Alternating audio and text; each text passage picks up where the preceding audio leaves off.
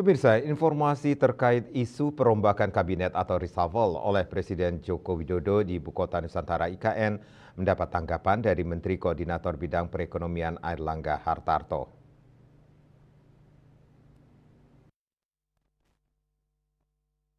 Airlangga juga mengaku belum memperoleh undangan resmi adanya pelantikan menteri di Istana Negara. Sebelumnya muncul kabar penggantian Menteri Kabinet Indonesia Maju (KIM), yakni Menteri Investasi Kepala Badan Koordinasi Penanaman Modal (BKPM), Bahlil Lahadalia, yang dikabarkan akan menggantikan Menteri Energi dan Sumber Daya Mineral (SDM) Arifin Tasrif.